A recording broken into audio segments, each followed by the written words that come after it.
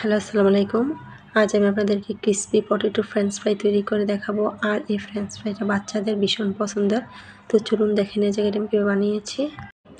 তো French fry বানানোর জন্য এখানে আমি 4টা আলু ছিলে ভালোভাবে ধুয়ে পরিষ্কার করে এটা আমি পানিতে ভিজিয়ে নিয়েছি।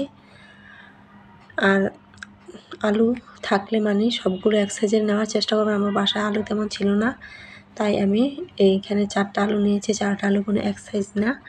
এখন এগুলো আমি একটু কেটে সাইজ করে নিব। আমি বোর্ডের মধ্যে নিয়ে নিচ্ছি। নিয়ে একটা ছুরির সাহায্যে এগুলো কেটে আমি সাইজ করে নিব। তো আমি চারদিকে সাইডগুলো একটু করে কেটে সমান করে নিচ্ছি। তো বাসায় আলু একদম সমান বড় সাইজের আলু থাকলে একটু সমান আলুগুলো নেওয়ার চেষ্টা করবেন। তো আমি চারদিকে কেটে একদম ভালোভাবে সমান করে নিলাম। এখন সবগুলো আমি আলু একইভাবে কেটে আমি একদম সমান করে নিব। এখন এইখানে আমি 2টা লম্বা কাঠি নিয়েছি। এখন কাঠির মাঝখানে আমি প্রথমে একটা আলু নিয়ে নিচ্ছি। নিয়ে আমি আপনাদেরকে একটা ছুরির সাহায্যে প্রথমে আমি আলুগুলো কেটে দেখাচ্ছি। এগুলো আমি প্রত্যেকটা আলু এক সাইজ করে এগুলো আমি কেটে নিচ্ছি। তো ছুরিটা অবশ্যই কাঠিটার মধ্যে লাগা পর্যন্ত এগুলো কেটে নেবেন। তো আমার এক সাইডে এগুলো কাটা হয়ে গিয়েছে। আমি আলুটা এখন ফিরিয়ে আমি ওই পাশগুলো আমি কেটে নিব। তো আমি যেভাবে কাটছি ঠিক এভাবে করে কেটে নিতে হবে। তো এই আলুটা কাটার পরে একটু স্কোয়ার শেপের কাটা হয়েছে। তো আমি সবগুলো আলু একইভাবে কেটে নিব।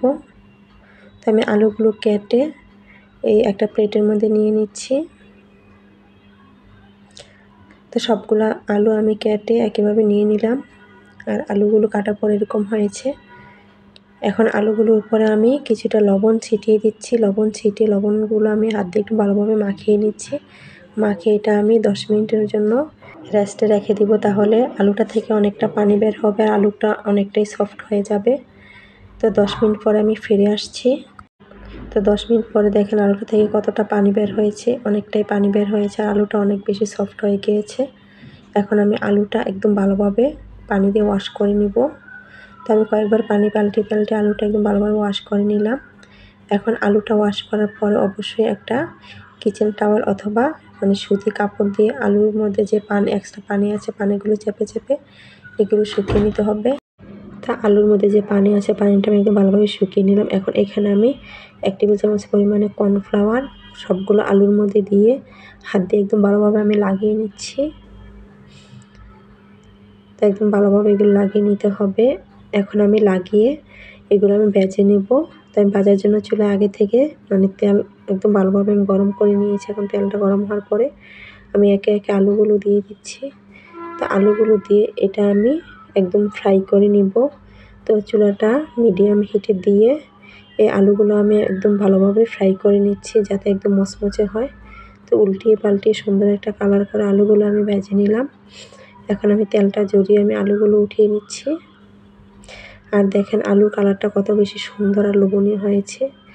এই ফ্রেঞ্চ ফ্রাইটা বাচ্চাদের যে কত পছন্দ, একবার বানিয়ে দিলে ওরা বারবার এই ফ্রেঞ্চ ফ্রাইগুলো খেতে চাইবে। তো আমি এগুলো বানিয়ে উঠিয়ে নিলাম। এখন এখানে আমি সামান্য পরিমাণে লবণ, সামান্য পরিমাণে গোলমরিচের গুঁড়ো, সামান্য পরিমাণে চিলি ফ্লেক্স আর সামান্য পরিমাণে গরম মশলার গুঁড়ো ছিটিয়ে দিয়ে এগুলো আমি ওদেরকে খেতে দিব। আর এটা আসলে অনেক বেশি মজার ছিল। আপনারা চাইলে এগুলো সস দিয়েও খেতে পারেন। তো হয়ে গিয়েছে crispy potato French fry recipe.